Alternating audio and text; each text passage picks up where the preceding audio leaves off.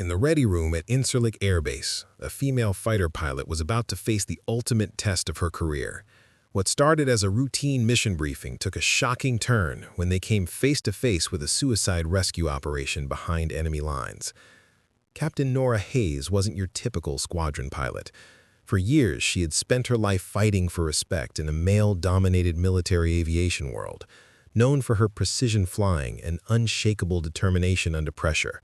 When she encountered impossible odds over Syrian airspace, she had no idea she was walking into a defining moment that would rewrite military history. Hayes made split-second decisions under devastating enemy fire that would lead to saving multiple lives and silencing every critic who had ever doubted her. What began as mockery and dismissive attitudes would become legendary heroism. The squadron would never be the same after she proved that when missiles are flying and lives hang in the balance, skill and courage transcend every barrier. Before we jump back in, tell us where you're tuning in from. And if this story touches you, make sure you're subscribed, because tomorrow I've saved something extra special for you. The morning air at Incirlik Air Base carried the familiar scent of jet fuel and Turkish dust, a combination that had become as natural to me as the Ohio farmland I'd grown up on. I pushed through the heavy metal door of the ready room at 0530 hours, my flight suit pressed and my boots polished to regulation shine. The conversation died the moment I entered. "Well, well," Lieutenant Carter Mitchell, call sign Razor, drawled from his perch on a folding chair, not bothering to look up from the aviation magazine in his hands. "The diversity hire has arrived." A few chuckles rippled through the room. 6 male pilots in various states of pre-flight preparation, some suiting up, others reviewing weather reports, all of them stealing glances at me like I was an exotic animal in a zoo exhibit. I'd grown used to being the only woman in the room, but that didn't make it easier. I moved to my designated locker without a word, began pulling out my gear with the same methodical precision my father had taught me when working on engines in his garage back in Millerville. Check the helmet for cracks. Inspect the oxygen mask connections. Test the radio earpiece. Every movement deliberate, every action serving a purpose. "Hey, Hayes," called out Captain Brooks, a decent pilot but weak under pressure. "You sure you're up for today's sortie? Weather's looking pretty rough out there." I turned to face it, my expression neutral. "I've flown in worse, Brooks." Razor finally looked up from his magazine, his blue eyes gleaming with the kind of malicious amusement I'd seen too many times. "Oh, I'm sure you have. Probably got extra credit in pilot training for overcoming adversity or some such nonsense." The room fell silent except for the distant roar of jets on the tarmac outside. I could feel the weight of their stares, waiting to see how I'd react. Would I snap? Would I prove their point about women being too emotional for combat aviation? Instead, I checked my watch. "Briefing's in 15 minutes. I suggest you spend less time reading about flying and more time preparing for it." Razor's magazine crinkled as his grip tightened. "Careful, Hayes. That mouth of yours might write checks your flying can't cash." "My flying speaks for itself," I replied, turning back to my locker. The truth was, my flying did speak for itself. I'd graduated third in my class at the Air Force Academy, logged more simulator hours than any pilot in my training group, and could execute instrument approaches in weather that grounded half the squadron. But none of that seemed to matter here, 30 miles from the Syrian border, where the closest thing to combat these men had seen was Top Gun reruns. "You know what I heard?" Razor's voice carried across the room again, ensuring everyone could listen. "I heard they need female pilots for the photo ops. Pentagon loves showing off how progressive they are." I slammed my locker door harder than necessary. The metallic clang echoed through the ready room, and for a moment, even the background hum of the air conditioning seemed to pause. "Problem, Captain Hayes?" Colonel Briggs's voice cut through the tension like a blade. He stood in the doorway, his weathered face set in the permanent scowl that had intimidated junior officers for 3 decades. Vietnam ribbons decorated his chest, alongside more recent commendations from the Gulf War. "No problem, sir," I replied, standing at attention. Briggs stepped into the room, his gray eyes sweeping over the assembled pilots before settling on me. "Good, because I want to make something crystal clear to everyone in this room." His voice carried the authority of someone who'd lost friends to enemy fire and lived to tell about it. Captain Hayes is here because she met the same standards as every other pilot in this squadron. But let's not pretend this is some kind of equality experiment. My stomach tightened. Here it comes. The fact remains, Briggs continued, that real combat aviation is different from training exercises. It's different from flying cargo runs or reconnaissance missions. When missiles are flying and men are dying, there's no room for proving points or breaking barriers. His gaze locked onto mine. You're lucky just to be here, Hayes. Don't make me regret the decision to keep you on the flight roster. The words hit like a physical blow, but I kept my expression impassive. Understood, sir. Briggs nodded curtly and left the room. The silence that followed felt suffocating. Damn, whispered Lieutenant Torres, one of the newer pilots. That was cold. Razor stretched in his chair, clearly enjoying the show. Like the colonel said, Hayes, real combat's different. Maybe you should think about requesting a transfer to transport duty. Flying cargo containers doesn't require as much intensity. I finished gathering my gear and headed for the door, but paused at the threshold. Razor? I said, without turning around. Yeah? When the time comes, I hope you can keep up. As I walked down the corridor toward the briefing room, I could hear them talking behind me. Voices lowered but still audible, discussing whether I had what it takes, whether I'd crack under pressure, whether Colonel Briggs was right to doubt me. Their words followed me like shadows, each comment adding weight to the chip I carried on my shoulder. But underneath their mockery, I heard something else. Uncertainty. They weren't sure. Despite all their posturing and jokes, they weren't entirely convinced I'd fail. And that small seed of doubt in their voices gave me hope. I thought about my father, how he'd taught me to rebuild engines when other girls my age were playing with dolls. Pay attention to what the machine is telling you, Nora, he'd said, his hands covered in grease as we worked on his old Mustang. Listen to it, respect it, and it'll never let you down. The F-16 Fighting Falcon was just another machine, more complex than Dad's cars, but operating on the same principles: thrust and lift, fuel and fire, precision and power. I understood machines. I could make them sing. The question was whether I'd get the chance to prove it. The briefing room buzzed with nervous energy as pilots filed in, coffee cups in hand and flight suits rustling against plastic chairs. At the front of the room, Major Evelyn Ross stood beside a large map of the region, red circles and grid coordinates marking what looked like trouble. Major Ross was one of the few people on base who'd ever treated me differently because of my gender. A sharp-minded intelligence officer with 15 years of experience, she'd been among the first wave of women to break into military intelligence leadership. Her presence in a combat theater meant the Pentagon was serious about integration, though she'd paid the same price I was paying: constant scrutiny and twice the pressure to perform. Gentlemen, she began, then caught herself. And lady, we have a situation developing across the border. The overhead projector hummed to life, casting shadows across her angular face. At 0347 hours this morning, First Lieutenant Marcus Lee's reconnaissance unit came under heavy fire approximately 12 clicks inside Syrian airspace. They were conducting a classified surveillance operation when they stumbled into what appears to be a heavily fortified enemy position. She clicked to the next slide, showing satellite imagery of rocky terrain dotted with what looked like defensive positions. Sergeant Lee managed to get a distress signal out before going dark. His unit is pinned down in this ravine, surrounded by at least 2 companies of enemy forces with significant anti-aircraft capabilities. The room grew quiet. Even Razor stopped fidgeting with his pen. The area is ringed with SA-6 surface-to-air missile sites, plus multiple AAA positions and what intelligence suggests are newer, more sophisticated systems. Any rescue operation would have to punch through a concentrated air defense network designed to stop exactly what we're planning. Captain Brooks raised his hand.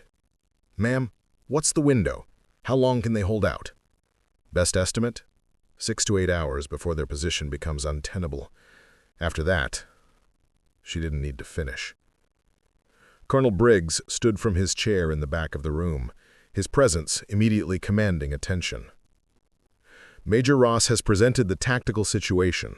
Now let me make the strategic reality clear. This is not a training exercise. This is not a low-risk milk run. This is a combat mission that will require flying into the most concentrated air defense network any of you have ever faced." He moved to the front of the room, studying the map with the expression of someone calculating odds and finding them wanting. "I need volunteers for a 2-ship formation. Strike and cover. The mission profile requires flying NOE, nap of the Earth, through mountain valleys, then popping up to deliver ordnance on enemy positions before extracting under fire. Statistically speaking, it's what we call a suicide mission." The silence stretched until Razor cleared his throat. "Sir, I'll take the lead. My experience with low-level penetration missions makes me the logical choice." Of course he would volunteer. Razor lived for moments like this, opportunities to be the hero, to add another story to his collection. The fact that this mission might actually kill him seemed secondary to the glory. "Appreciated, Mitchell," Briggs said. "Who on swingman duty?" More silence. I looked around the room at pilots who'd been flying combat missions for years, men who'd faced enemy fire before. But something about this mission had them spooked. Maybe it was the density of the air defenses, or maybe it was the fact that failure meant watching fellow soldiers die while they themselves got shot down. I stood up. "Captain Hayes," Briggs said, his tone suggesting he'd expected this. "I think perhaps you should sit this one out. We need experienced pilots for a mission this complex." The dismissal hung in the air like a challenge.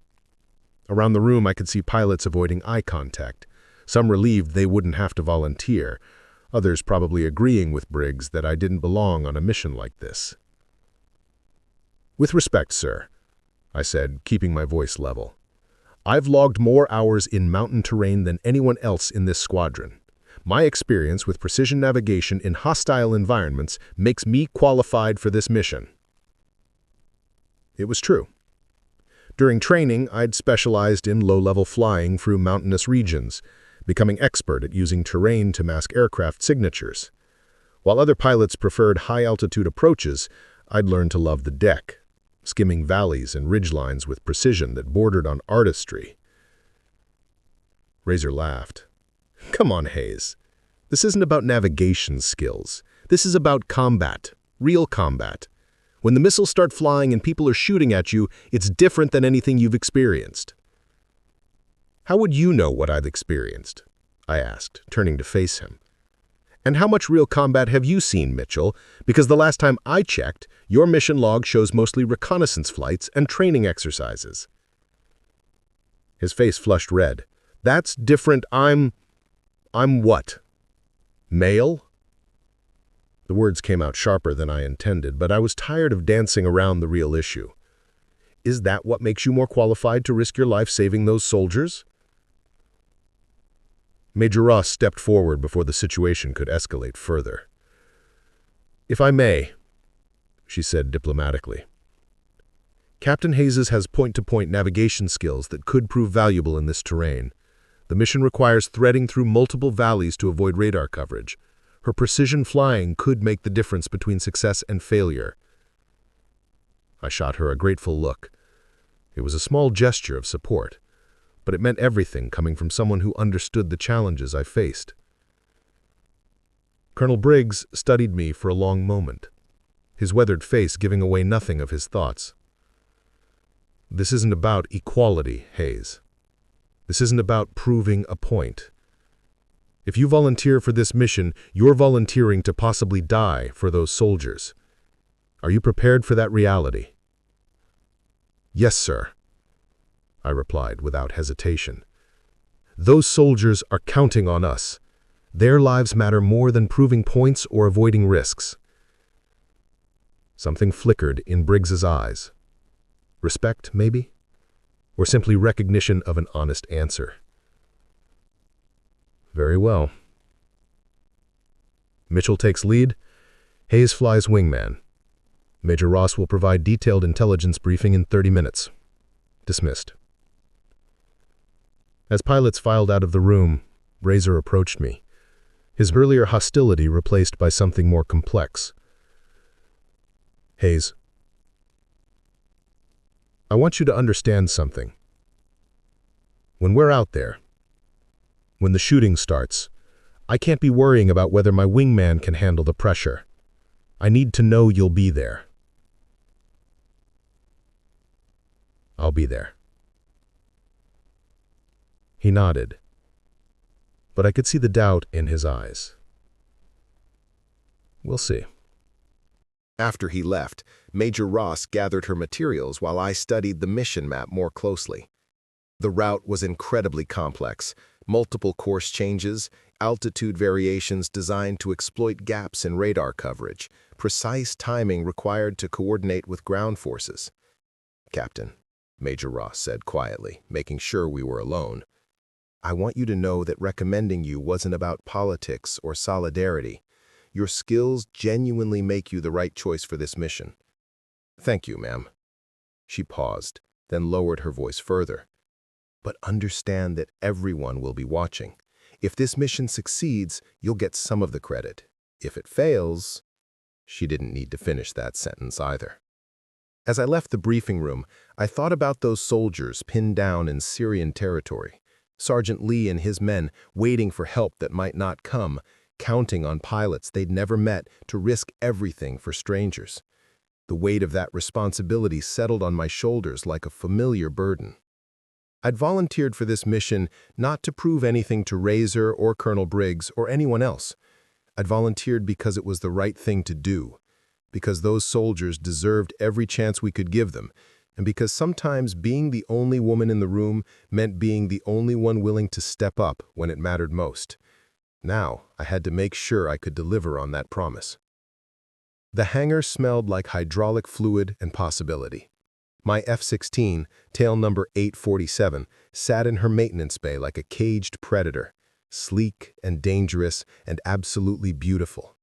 28 feet of cutting-edge technology, from the bubble canopy to the afterburning turbofan engine that could push 19,000 pounds of thrust when I needed it most.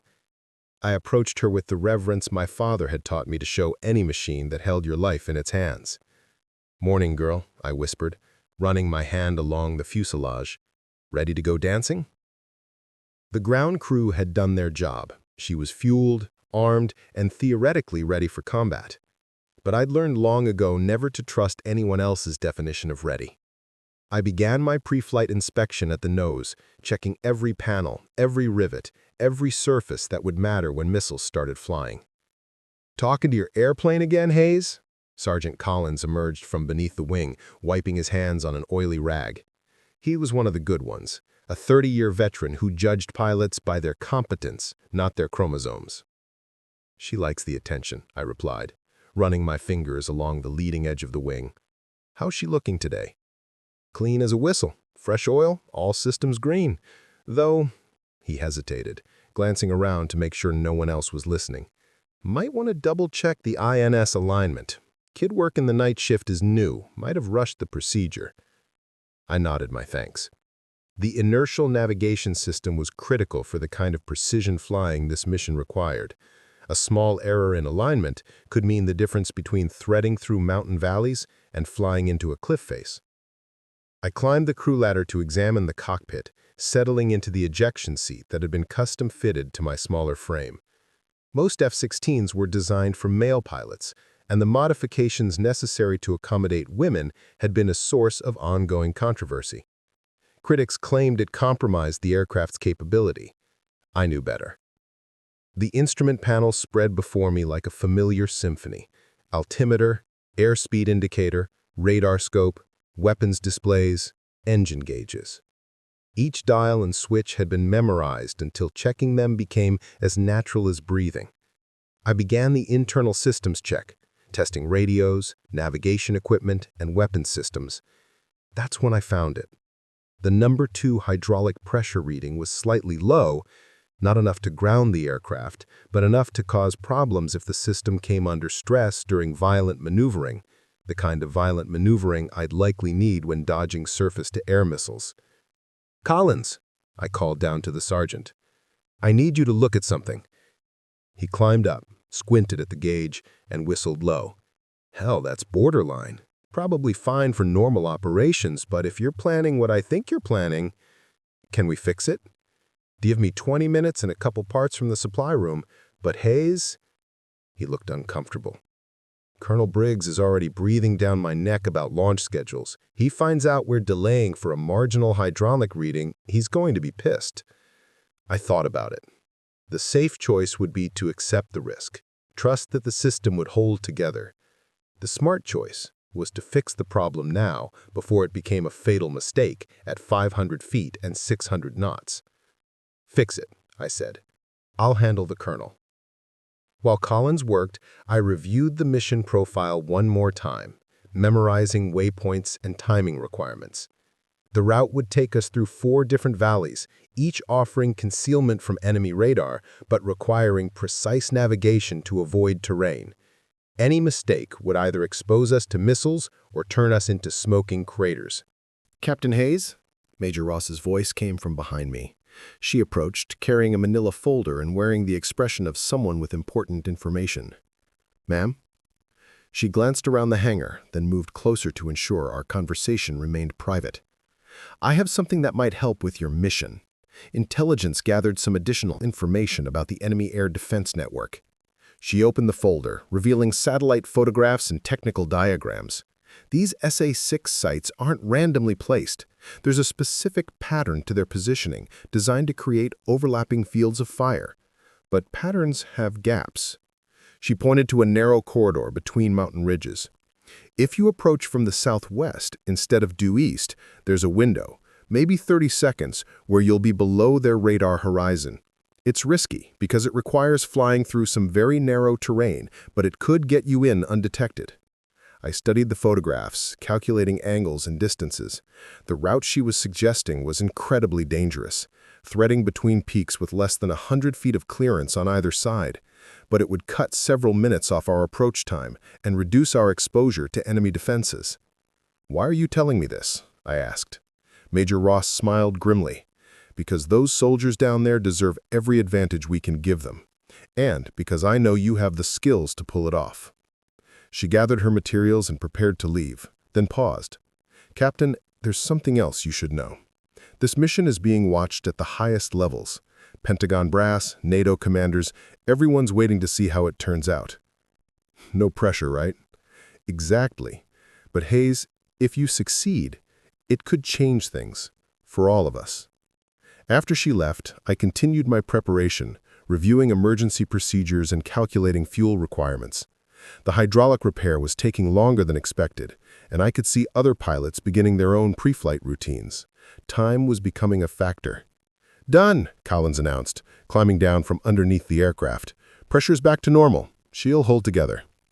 I completed my external inspection, checking every missile pylon and equipment bay.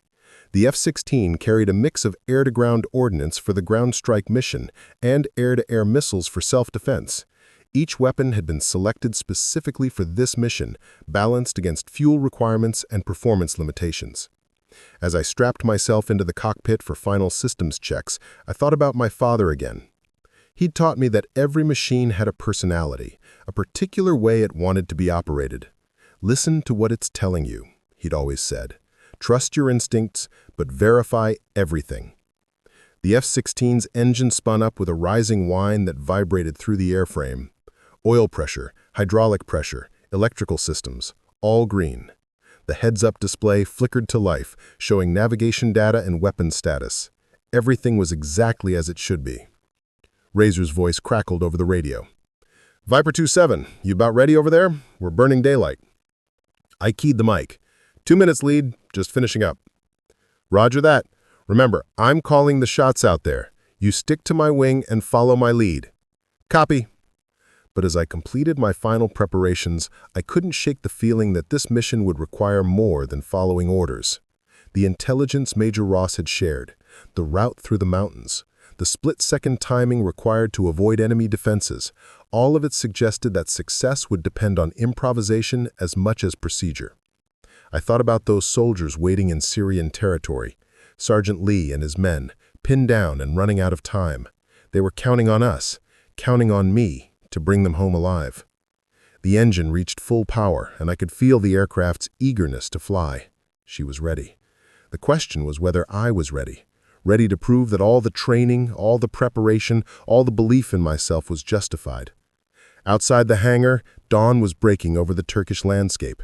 In a few minutes, I'd taxi to the runway, take off into an uncertain sky, and find out whether I belonged here or whether my critics had been right all along. I keyed the radio one more time. Ground control, Viper 27, requesting taxi clearance. Viper 27 cleared to taxi. Good hunting, Captain. Good hunting indeed. Time to see what I was made of. The runway stretched ahead like a promise and a threat. Tower clearance crackled through my headset as I guided my F-16 into takeoff position, the afterburners' blue flame painting shadows across the tarmac behind me. Razor's aircraft sat beside mine, his cockpit lit by the green glow of instruments as he ran through final checks. Tower, Viper Flight 2, ready for departure, Razor transmitted, his voice carrying the casual confidence that had always annoyed me. Viper Flight, cleared for takeoff. Winds 270 at 15 knots. I felt the familiar surge of adrenaline as the tower's words registered. This was it, the moment when theory became reality, when all the training and preparation either proved sufficient or revealed themselves as inadequate. Viper 2, you ready back there? Razor's voice carried a note of condescension that made my jaw tighten. Ready, lead, I replied, keeping my voice steady and professional. The F-16's engine wound up to full power, the aircraft straining against the brakes like a thoroughbred at the starting gate.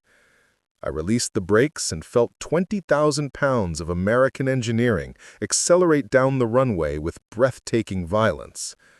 The airspeed indicator climbed rapidly. 80 knots, 100, 120. At 140 knots, I pulled back on the stick and felt the aircraft leap into the night sky. The lights of Incirlik fell away beneath us as we climbed into darkness. Turkish countryside spread below like a carpet of scattered stars, peaceful and serene. In a few minutes, we'd cross the border into Syrian airspace, where people with sophisticated weapons would try their best to kill us. Command, Viper Flight airborne and proceeding to Waypoint Alpha, Razor reported. Colonel Briggs's voice came back immediately, flat and businesslike. Wilco, Viper Flight, be advised, latest intelligence shows increased activity in your target area. Exercise extreme caution. Wilco, Command. As we leveled off at our cruising altitude, Razor's voice came through the tactical frequency with its familiar edge of mockery. So, Hayes, you still feeling confident about this little adventure? I checked my navigation display, comparing our actual position with the planned route. Confidence doesn't enter into it, Razor. We have a job to do. Right, a job. Tell me something. When the missiles start flying and everything goes to hell, are you going to freeze up? Because I've seen plenty of hotshot pilots crack under real pressure. The comment stung because it voiced my own deepest fear. For all my training, all my preparation, I'd never faced actual combat. I'd never had someone trying to kill me while I tried to complete a mission. Every pilot wondered if they'd measure up when it mattered most. I'll do my job, I replied. Razor laughed, the sound harsh through the radio static. We'll see about that. Just remember to stay on my wing and don't try to be a hero. This isn't about proving you belong here. It's about getting home alive. Colonel Briggs's voice cut through our conversation like a blade. Viper Flight, maintain radio discipline. Save the chatter for after the mission. Roger, Command, we both replied in unison. But the damage was done. Razor's words echoed in my helmet as we flew through the darkness, each comment designed to undermine my confidence at the moment I needed it most. He knew exactly which buttons to push, which fears to exploit. Part of me wondered if this was his way of dealing with his own nervousness. By projecting doubt onto me, maybe he felt more secure about his own abilities. The Turkish-Syrian border appeared on my radar screen as a dotted line, invisible in the darkness but marking the transition from relative safety to mortal danger. As we crossed into hostile airspace, I felt the familiar tightness in my chest that came with heightened awareness. Every shadow on the ground could hide an enemy position. Every radar return could represent a surface-to-air missile site preparing to engage. "Viper flight descending to nap of the Earth. Follow me down," Razor commanded. We dropped altitude rapidly, the landscape rising to meet us as we prepared for the low-level portion of our flight. This was where precision flying became critical. Too high and we would be visible to enemy radar. Too low and we'd become one with the terrain in a very permanent way. The first mountain ridge loomed ahead, a black wall against the slightly less black sky. Razor banked left to follow the valley that would take us towards our target, and I stayed glued to his wing position, watching his navigation lights track through the darkness. "Viper 2, your flying's looking a little tentative back there. This is no time to be gentle with the controls." Actually, my flying was precisely where it needed to be, smooth, controlled, and exactly 300 feet behind his left wing. But I didn't bother correcting him. In a few minutes, we'd encounter the enemy air defense network, and all the posturing in the world wouldn't matter if we couldn't work together to survive. My radar warning receiver suddenly chirped, indicating we'd been painted by enemy search radar. The sound sent ice through my veins. Somewhere ahead, hostile forces had detected our presence and were probably already calculating firing solutions. "Viper flight, we're being tracked," I reported, my voice automatically shifting to the clipped professional tone that combat required. "I see it," Razor replied. "Multiple search radars bearing 090. Looks like they're awake and waiting for us." The RWR display showed 3 different radar signatures, scattered across our intended route like an electronic minefield. SA-6 gainful missiles, judging by the frequency patterns. Older Soviet technology but still deadly, with a range of 25 kilometers and the ability to engage targets at our altitude. "Command, Viper flight. We're picking up multiple SAM sites at the ingress point, proceeding as briefed." Colonel Briggs's response carried more tension than his usual deadpan delivery. "Roger, Viper flight. Be advised, Overlord is monitoring your progress. Execute with extreme prejudice." Overlord, Pentagon oversight. Someone very senior was watching this mission unfold in real time, probably from a secure conference room thousands of miles away. The knowledge should have been intimidating, but instead I found it oddly reassuring. If this mission succeeded, there would be witnesses. If we died trying, at least our sacrifice would be recorded and remembered. The first mountain valley opened before us, narrow and twisting like a concrete canyon. Razor dropped even lower, his aircraft disappearing intermittently behind ridgelines as he hugged the terrain. I followed, matching every move while maintaining safe separation, my hands moving the flight controls with the precision my father had taught me when I was 16 and learning to parallel park his pickup truck. 2 more minutes to the target area, Razor announced. "Remember, we go in fast and low. I'll take the primary targets, you cover the extraction route. Wilco lead." But as we approached the coordinates where Sergeant Lee's unit was pinned down, my radar warning receiver exploded into a symphony of electronic threats. Multiple missile systems had acquired locks on our aircraft, their signals painting us with deadly precision. The real war was about to begin. The night sky erupted into a light show that would have been beautiful if it wasn't trying to kill us. Tracer rounds arced upward like deadly fireworks, while surface-to-air missiles climbed toward us on pillars of flame, their seeker heads hunting for the heat signatures of our engines. "Christ!" Razor's voice cracked over the radio as his aircraft jinked violently to avoid an SA-6 that had come uncomfortably close. "They've got the whole area wired." My threat receiver was screaming warnings as multiple missile systems locked onto us simultaneously. The electronic countermeasures pod under my wing automatically began pumping out chaff and flares, trying to confuse the incoming weapons. But there were too many threats for our defensive systems to handle. "Viper 2, missile in the air," I called out, watching a surface-to-air missile climb toward Razor's position. The weapon was tracking perfectly, its guidance system locked onto his engine exhaust. "I don't see it," panic-edged his voice, the first time I'd ever heard Razor sound anything less than supremely confident. "Brake left now," I commanded, banking my own aircraft hard to the right to position myself for what I was about to attempt. Razor's F-16 snapped into a violent left turn, but the missile was still tracking. In seconds, it would detonate close enough to bring him down.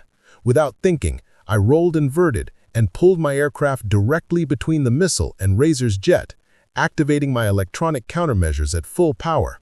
The SA-6 lost lock, confused by the sudden appearance of a new target pumping out false signatures. It detonated harmlessly between us, close enough that I felt the shock wave rock my aircraft, but far enough away to avoid damage. "Jesus, Hayes, where did you learn to do that?" Razor's voice carried a mixture of gratitude and amazement. "Later," I replied, already focusing on the next threat. The intelligence Major Ross had provided was proving invaluable.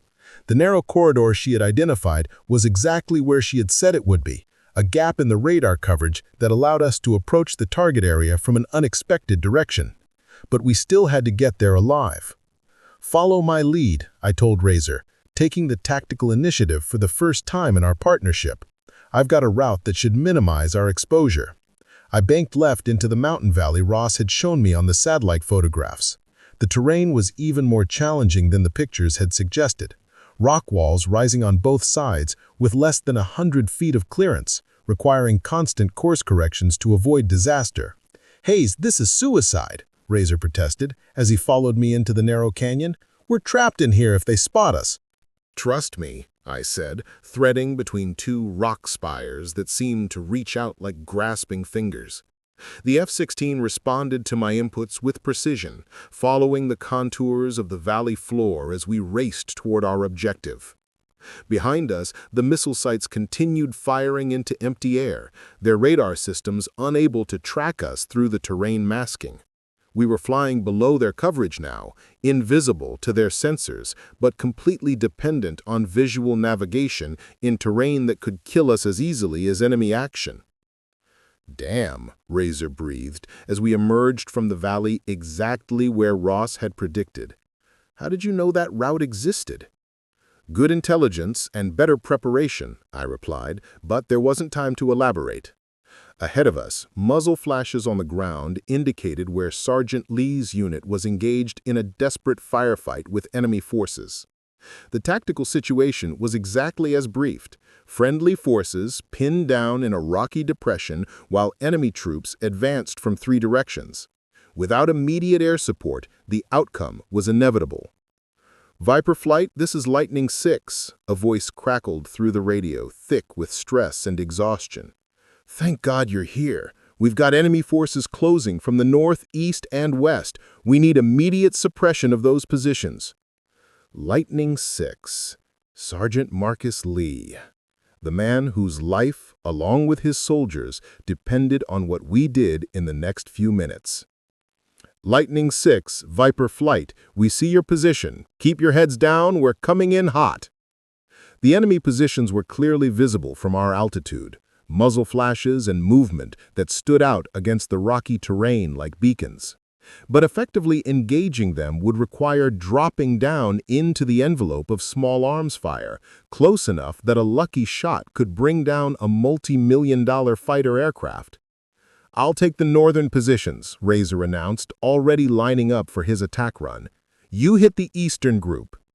But as I studied the tactical situation, I realized the plan was flawed. The enemy's western positions were the most dangerous. They had a clear field of fire on the trapped soldiers and appeared to be preparing for a final assault. If we didn't suppress them immediately, Sergeant Lee's unit wouldn't survive long enough for us to make multiple attack runs. "Negative lead," I replied, banking toward the western enemy positions.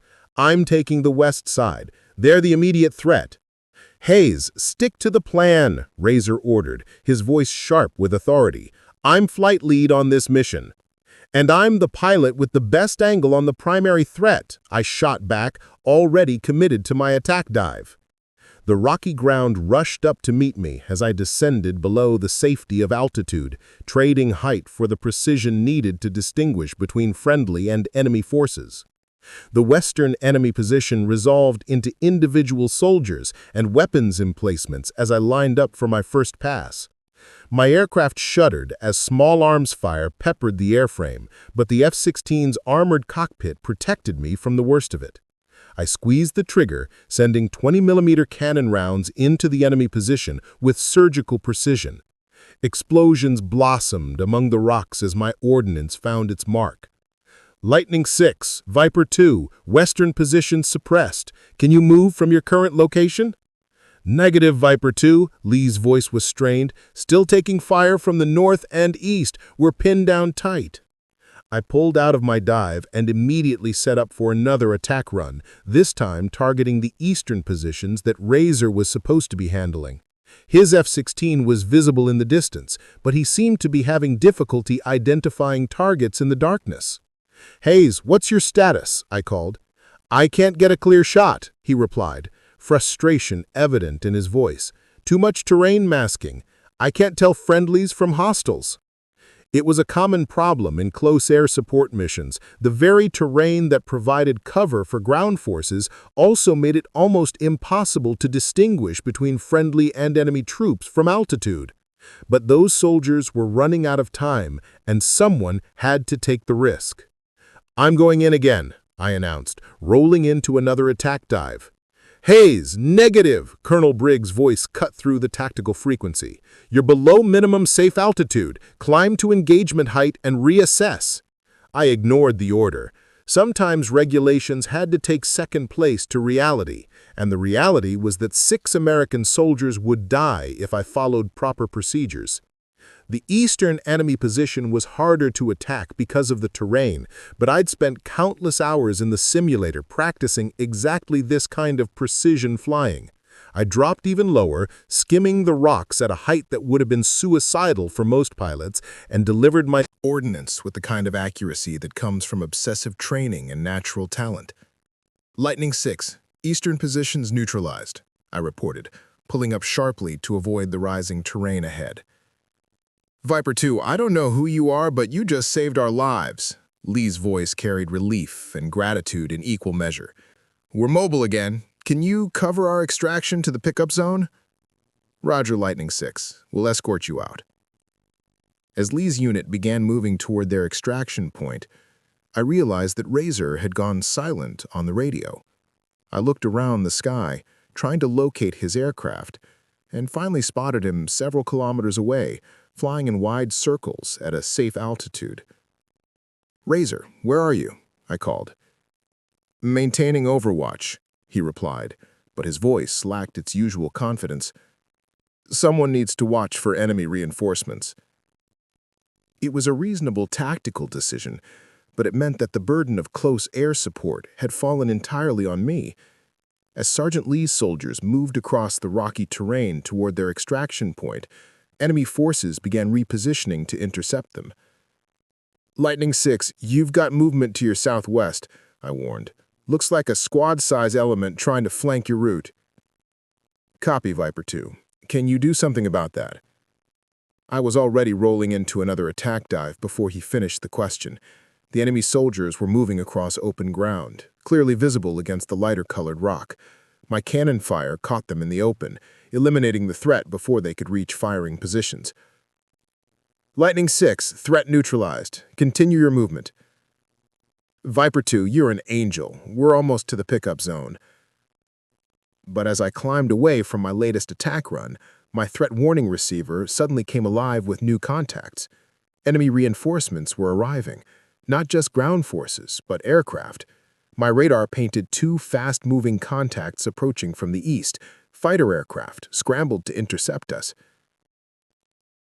"Viper flight, bandits inbound," I called.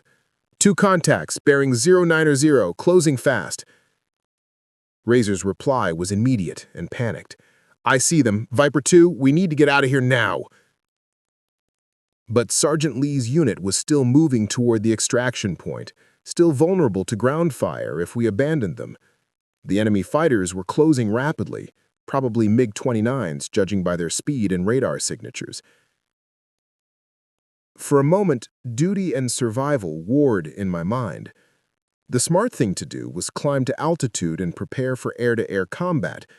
The right thing to do was stay low and protect the soldiers on the ground. I made my choice.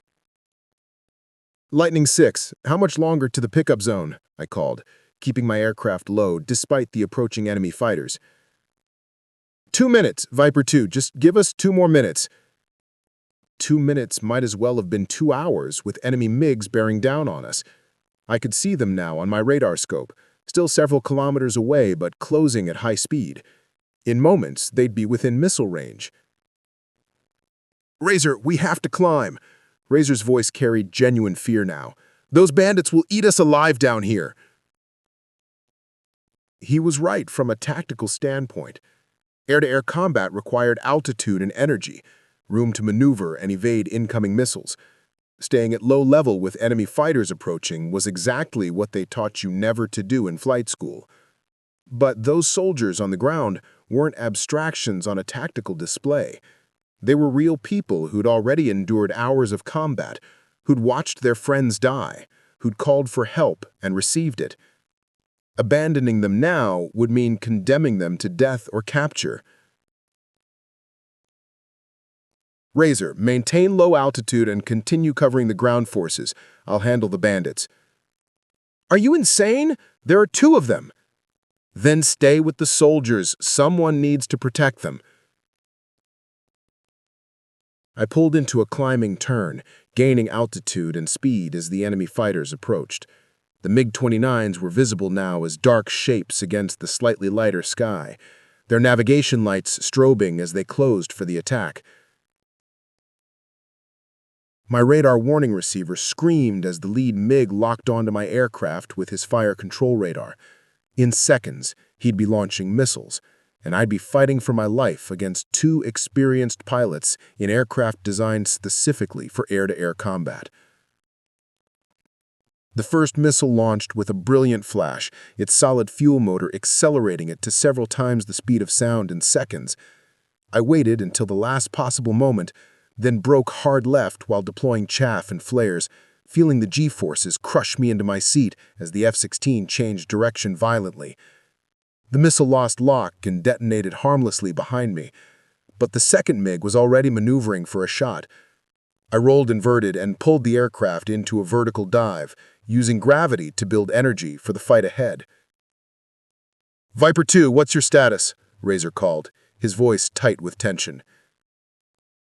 "Engaged," I replied tersely, too busy to elaborate. The lead MiG followed me down, his pilot obviously skilled and aggressive. But the F-16 had advantages in a close-range dogfight, better acceleration, tighter turning radius, and a pilot who'd spent years training for exactly this scenario. I pulled out of the dive at low altitude and immediately snap-rolled into a right turn, bleeding off speed while changing direction. The MiG pilot tried to follow, but his heavier aircraft couldn't match the F-16's agility. For a moment, I had the advantage. My radar locked on to the trailing MiG, and I squeezed the trigger to launch an IM-9 Sidewinder. The heat-seeking missile guided perfectly, its infrared seeker head tracking the enemy aircraft's engine exhaust. The explosion lit up the night sky as the MiG disintegrated, pieces of debris tumbling toward the ground like deadly confetti. "Splash 1 bandit," I called, already turning to engage the remaining MiG. But as I maneuvered for my next shot, I heard Razor's voice over the radio, filled with panic and desperation. "Missile launch! I've got a missile launch!" I looked toward his position and saw the telltale flare of a surface-to-air missile climbing toward his aircraft. Someone on the ground had gotten lucky with a shoulder-fired weapon, probably an SA-14 or similar system. "Razor, break right and deploy countermeasures," I ordered. But it was too late. The missile detonated close enough to his aircraft to cause catastrophic damage. I watched in horror as his F-16 began spinning toward the ground, smoke pouring from the engine compartment. "Ejecting!" Razor called. And seconds later I saw his ejection seat rocket clear of the dying aircraft, his parachute deploying as the F-16 impacted the ground in a ball of flame. The remaining MiG pilot saw his opportunity and turned toward Razor's descending parachute, probably planning to strafe him before he could reach the ground. It was a war crime, but one that happened more often than anyone wanted to admit. I had perhaps 10 seconds to prevent the murder of my wingman, the same man who'd spent the entire mission questioning my competence and courage. The same man who'd mocked me in front of the squadron and suggested I wasn't fit for combat duty. None of that mattered now. I rolled inverted and pulled the F-16 into the steepest dive I'd ever attempted, the altimeter unwinding rapidly as I pointed the aircraft directly at the MiG. The enemy pilot saw me coming and tried to turn away from Razor's parachute, but he was too slow and I was too close. My cannon fire walked across his aircraft from tail to nose, 20mm rounds tearing through aluminum and steel. The MiG exploded in a fireball that briefly outshone the stars, debris raining down across the landscape. "Splash 2," I called, but there was no elation in my voice. Razor was on the ground in enemy territory, and Sergeant Lee's unit was still moving toward their extraction point. "Lightning 6, Viper 2, I transmitted. "My wingman is down. Can you alter course to pick him up?" "Negative, Viper 2, Lee replied. "We're already at the limit of our extraction window, but we'll mark his position and coordinate recovery once we're secure." It wasn't ideal, but it was the best we could do under the circumstances. Razor would have to evade capture until a search and rescue mission could be mounted, assuming he'd survived the ejection and landing. "Viper 2, Lightning 6 is at the pickup zone," Lee reported. "Birds are inbound for extraction. Thanks for keeping us alive."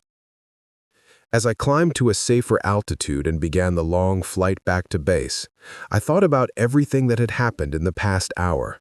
The mission had been a success, the soldiers were safe, the enemy had been defeated, and air superiority had been maintained.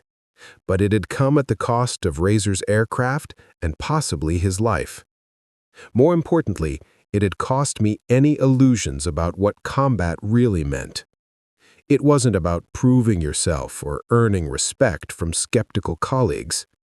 It was about making life and death decisions in seconds, about choosing between duty and survival, about living with the consequences of those choices for the rest of your life. Behind me, the sky over Syria was quiet again, the brief but violent engagement already becoming memory.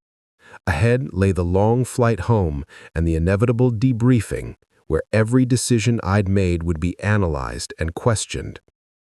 But for the first time since arriving at Incirlik Air Base, I felt like I truly belonged here. Not because I had proven anything to Colonel Briggs or the other pilots, but because I'd done what the mission required, regardless of personal cost. The F-16's engine hummed steadily as I flew through the darkness, carrying me home. The flight home should have been routine. Clear skies, friendly airspace, nothing but the steady drone of the F-16's engine and the satisfaction of mission accomplished. Instead, it became the most challenging portion of the entire sortie. "Viper 2, this is Rescue 17, a new voice crackled through my headset. "We've got eyes on your downed wingman. He's alive but injured, and we're taking ground fire trying to extract him." My heart sank. The search and rescue helicopter had found Razor, but enemy forces were converging on his position. Without air cover, the rescue crew would be sitting ducks for anyone with a rifle and decent aim. "Rescue 17, Viper 2 is inbound to provide cover," I replied, banking hard toward the coordinates they'd transmitted. "Viper 2, negative." Colonel Briggs's voice cut through the frequency like a blade. "You're low on fuel and operating alone in hostile territory. Return to base immediately." I checked my fuel gauge. He was right. The dogfight and low-level operations had consumed more fuel than planned. I had maybe 20 minutes of flying time remaining, barely enough to make it back to Incirlik if I left immediately. But that helicopter crew was risking their lives for Razor, and they deserved every bit of support I could provide. "Command, Viper 2, I have sufficient fuel for limited air support operations," I reported, conveniently omitting exactly how limited that fuel really was. "Hayes," Briggs's voice carried a warning tone, "don't do anything stupid. We can't afford to lose another aircraft tonight." I was already descending toward the rescue coordinates when my radar warning receiver lit up again. More enemy contacts were moving toward Razor's position, ground vehicles, and what looked like another surface-to-air missile system being repositioned to threaten the rescue helicopter. Rescue 17, Viper 2. I'm painting multiple threats converging on your position. Recommends you expedite extraction procedures. Roger, Viper 2. We've got them loaded, but we're taking heavy ground fire. Can you suppress the shooters? The scene below looked like something from a war movie. The rescue helicopter sat in a small clearing, rotors turning while muzzle flashes sparkled from the surrounding ridgelines. Razor was being loaded into the aircraft on a stretcher, obviously injured but alive. Enemy vehicles were approaching from two directions, their headlights visible in the darkness as they raced to intercept the helicopter before it could escape. I had one chance to even the odds. Rescue 17, keep your head down. I'm coming in hot. I rolled inverted and pulled the F-16 into a steep dive, targeting the lead enemy vehicle with my remaining cannon ammunition. The 20mm rounds stitched across the rocky terrain, sending the vehicle tumbling off the narrow mountain road in a shower of sparks and debris. The second vehicle tried to reverse direction, but I was already lining up for another pass. My cannon fire found its mark again, eliminating the immediate threat to the rescue helicopter. Rescue 17, that was beautiful shooting, the helicopter pilot called. We're lifting off now. But as the rescue helicopter climbed away from the landing zone, my threat warning receiver screamed a new alert. The SA-14 system that had shot down Razor was still active, and it had just locked on to the helicopter's heat signature. Rescue 17, missile launch, I called. Brake left and deploy flares. The helicopter pilot reacted instantly, throwing his aircraft into a violent turn while dispensing defensive countermeasures. But the SA-14 was designed specifically to engage low-flying aircraft, and it tracked through the helicopter's evasive maneuvers with deadly persistence. I had perhaps 5 seconds to act before the missile found its target and killed everyone aboard the rescue helicopter, including Razor, the man who'd spent the entire mission questioning my competence. Without thinking, I rolled my F-16 directly between the missile and the helicopter, activating every defensive system I possessed. Chaff bloomed behind my aircraft like metallic snow, while flares turned the night sky into a constellation of false targets. The missile wavered, confused by the sudden appearance of a much hotter, much larger target. For a moment, I thought it might track onto me instead of the helicopter. Then it lost lock entirely and detonated harmlessly in the empty air between us. Rescue 17, how did you do that? The helicopter pilot asked, amazement evident in his voice. Later, I replied, already calculating fuel consumption and flight time back to base. The numbers weren't encouraging. Command, Viper 2, rescue operation successful. 1 friendly recovered alive, returning to base. Colonel Briggs's response carried a tone I'd never heard from him before, something that might have been respect. Outstanding work, Viper 2. You've got priority clearance for landing. Emergency vehicles are standing by. The flight back to Incirlik stretched longer than any mission I'd ever flown. Fuel consumption warnings flashed on my displays as the F-16 computers calculated my remaining options. I could make it back to base, but with almost no margin for error. As Turkish airspace opened ahead of me, I began my descent toward the familiar lights of the airbase. The runway appeared exactly where it was supposed to be, outlined in white lights that looked like a lifeline in the darkness.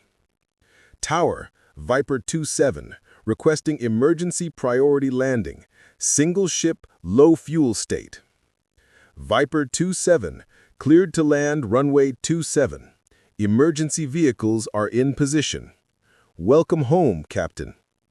The F-16 settled onto the runway with a gentle bump, and I felt the familiar deceleration as the drag chute deployed behind me.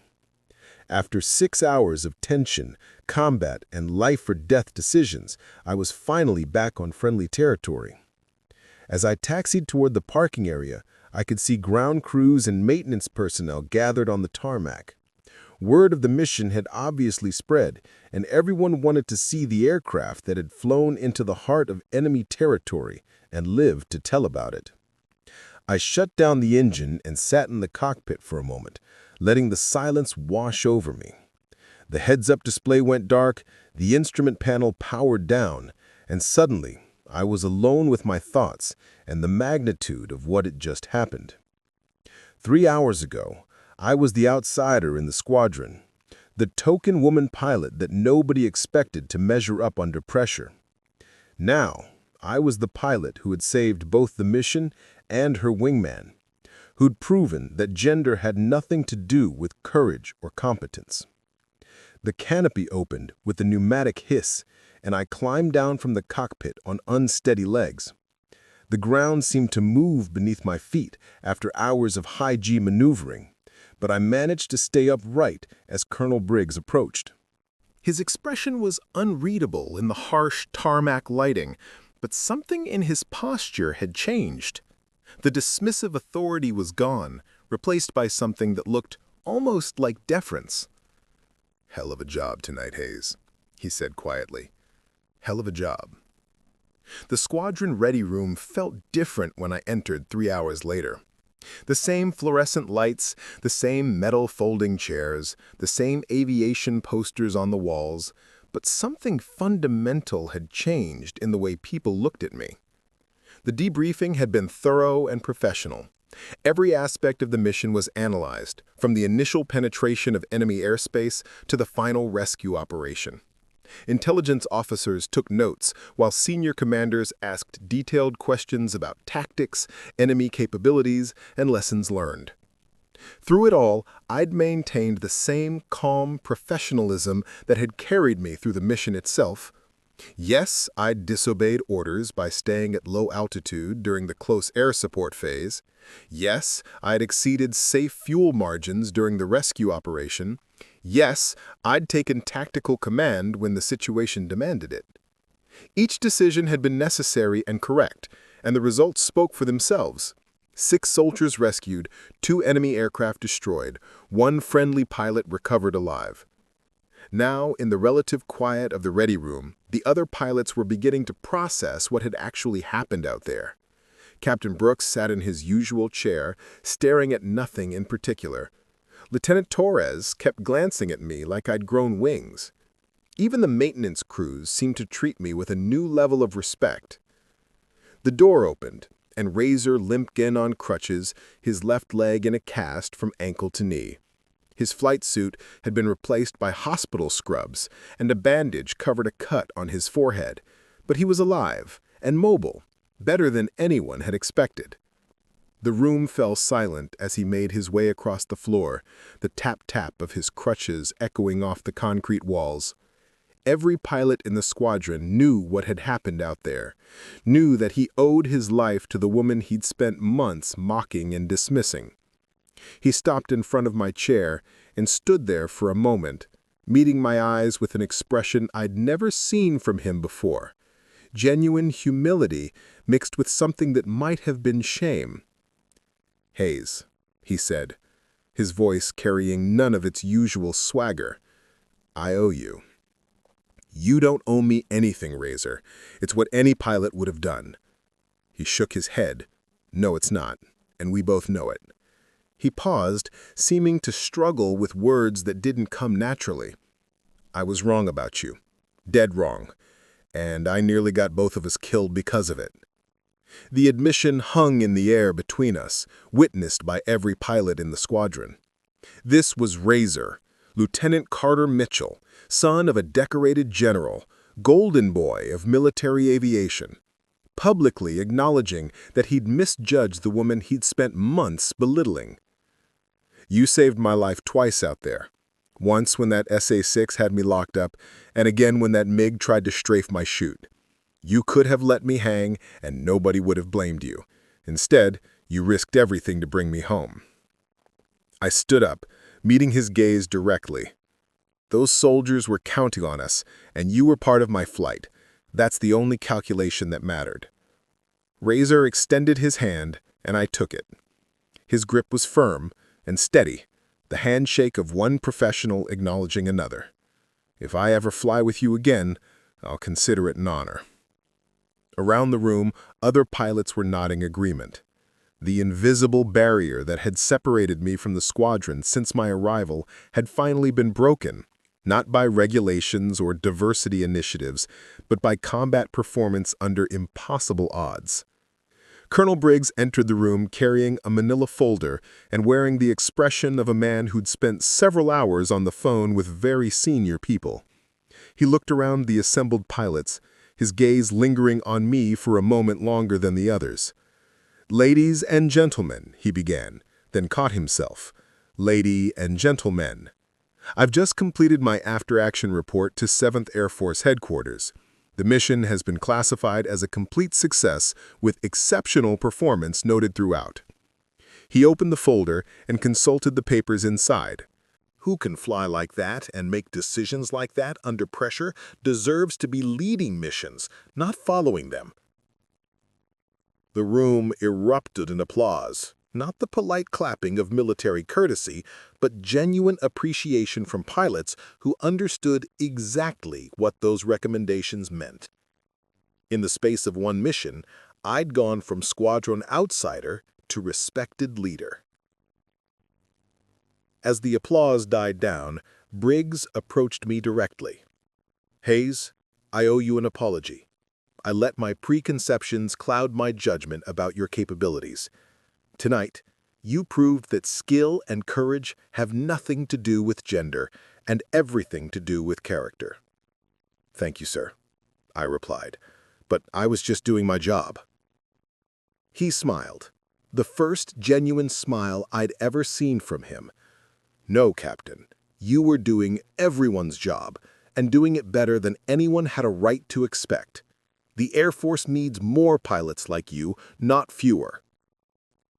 As the formal debriefing concluded and pilots began drifting away, I remained in my chair for a few minutes, absorbing the magnitude of what had changed. 6 hours ago, I'd been fighting for respect and the right to prove myself. Now I had both, earned through the only currency that mattered in combat aviation: results. But more than personal vindication, I felt the satisfaction of knowing that 6 soldiers were going home to their families because of what we'd accomplished. Sergeant Marcus Lee and his men were alive, Razor was alive, and the mission had succeeded despite impossible odds. That was the real measure of success, not the recognition or the respect, but the lives saved and the duty performed when it mattered most. 3 weeks later, I stood at attention in the base commander's office as General Patricia Ramirez reviewed my official mission report. A 2-star general with 30 years of service, she'd flown combat missions in the Gulf War and had been instrumental in expanding opportunities for women in military aviation. The office was decorated with the standard military memorabilia: unit patches, photographs with dignitaries, commendations from various commands. But what caught my attention was a framed quote on her desk. Quote, "Excellence is never an accident. It is always the result of high intention, sincere effort, and intelligent execution." General Ramirez said, looking up from the papers spread across her desk. "Captain Hayes, I've read your after-action report, Colonel Briggs's recommendation, and the intelligence assessment of your mission. I've also spoken with Sergeant Lee and the crew of the rescue helicopter you protected." She stood and walked to the window overlooking the flight line, where F-16s sat in neat rows like sleeping birds of prey. "In 30 years of military service, I've seen a lot of exceptional flying and courageous decision-making. What you accomplished over Syrian airspace ranks among the finest examples of both." "Thank you, ma'am." She turned back to face me, her expression serious but warm. "More importantly, you've proven something that needed proving, that excellence in combat aviation has nothing to do with demographics and everything to do with skill, training, and character under pressure." General Ramirez returned to her desk and signed several documents with deliberate precision. "I'm hereby recommending you for the Distinguished Flying Cross and upgrading your mission performance to exceptional in your permanent record. These commendations will follow you for the rest of your career, ensuring that your achievements are recognized at the highest levels." The significance wasn't lost on me. The Distinguished Flying Cross was awarded for heroism during aerial flight, and having exceptional performance in my record would open doors for advanced training, command positions, and career opportunities that had been closed to women just years earlier. "Furthermore," she continued, "I'm directing that your tactical innovations during the rescue operation be incorporated into our combat training curriculum. Every pilot who flies close air support missions will learn the techniques you developed under fire." It was more recognition than I'd ever expected, but what mattered most was that other pilots would benefit from the lessons learned during those desperate minutes over enemy territory. "Ma'am, if I may," I said, "the mission succeeded because of teamwork and preparation, not individual heroics. Sergeant Marcus Lee provided crucial intelligence, the rescue crew risked their lives for a fellow airman, and even Lieutenant Mitchell contributed to the overall success." "Spoken like a true leader, Captain," General Ramirez said, "but don't minimize your own contributions. Leadership means taking responsibility when others won't or can't, making the hard decisions under pressure, and accepting the consequences of those decisions. You did all of that and more." She handed me a manila envelope sealed with official tape. "Your new orders, Captain. You're being transferred to the Fighter Weapons School at Nellis Air Force Base as an instructor pilot. You'll be teaching the next generation of combat aviators how to think, fly, and fight like you did over Syria." The Fighter Weapons School, Top Gun for Air Force pilots. It was the most prestigious assignment in tactical aviation, reserved for the very best pilots in the service. 3 weeks ago, I wouldn't have dared dream of such an opportunity. "Thank you, General. I won't let you down." I know you won't. But Hayes, remember that you're not just representing yourself anymore.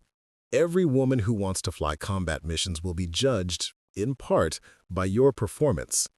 It's not fair, but it's reality. I understood the weight of that responsibility.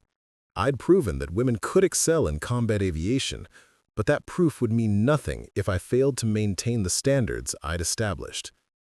Every future mission, every training sortie, every decision would be scrutinized through the lens of gender politics. But I was ready for that challenge. The mission over Syria had taught me that I belonged in the cockpit of a fighter aircraft, that I could make the hard decisions and live with the consequences, that courage and competence were more important than acceptance or approval. 2 days before my departure for Nellis, a letter arrived in my squadron mailbox. The return address showed it was from Sergeant Marcus Lee, forwarded through several military postal facilities. "Captain Hayes, I wanted to write to thank you personally for what you did that night in Syria. The official reports don't capture what it felt like to be pinned down in that ravine, watching our ammunition run low while enemy forces closed in from 3 directions. When we heard your aircraft overhead and saw those precision strikes taking out the positions that had us trapped, it was like divine intervention. You saved 6 lives that night. Not just our bodies, but our families, our futures, everything we had to live for. I've been in the Army for 12 years, and I've worked with a lot of pilots on close air support missions. I've never seen flying like yours, and I've never seen anyone take the kind of risks you took to protect soldiers on the ground. My daughter is 8 years old, and she wants to be a pilot when she grows up. I'm going to tell her about you, about how a brave Air Force captain risked everything to save strangers, how courage and skill matter more than anything else, and how she can achieve whatever she sets her mind to. Thank you for bringing us home. Respectfully, Sergeant First Class Marcus Lee, U.S. Army. I read the letter 3 times, each reading bringing fresh perspective on what had happened over Syrian airspace. At the time, the mission had been about immediate objectives: rescue the soldiers, complete the task, survive the experience. I hadn't considered the broader implications or the lasting impact on the people involved. But Sergeant Lee's letter reminded me that military service isn't about abstract concepts like duty and honor. It's about real people, real families, real lives hanging in the balance of split-second decisions made by imperfect individuals in impossible circumstances. More importantly, his mention of his daughter crystallized something I'd been thinking about since the mission. I'd broken through barriers and proven myself in combat, but that achievement would mean nothing if it didn't open doors for others. The next woman who wanted to fly fighters would face less skepticism because of what happened that night. The one after her would face even less. Progress came in increments, measured not just in individual achievements, but in the cumulative effect of changing expectations and expanding possibilities. I'd proven that women could excel in combat aviation, but the real victory would come when such proof was no longer necessary, when competence was assumed rather than questioned. Standing on the flight line for the last time at Incirlik, watching the sun set over the Turkish landscape, I thought about the journey that had brought me to this moment. From the farm in Ohio where my father taught me about engines, through the Air Force Academy where I learned to fly, to the ready room where I'd faced mockery and doubt, to the skies over Syria where I had found my true calling. The mission had lasted 6 hours, but its effects would ripple forward through time. Every woman who followed would benefit from the precedent I'd established, just as I'd benefited from the pioneers who came before me. The barriers were falling, one flight at a time. Tomorrow, I would begin the next chapter of my career, teaching others what I'd learned about courage, competence, and the weight of responsibility that came with wings of gold. But tonight, I was simply Captain Nora Hayes, fighter pilot, proven in combat, ready for whatever challenges lay ahead. Up next, we have 2 more incredible stories that are waiting for you. Just click the image you want to watch and it'll take you there. If you enjoyed this video, make sure to subscribe. It would mean a lot.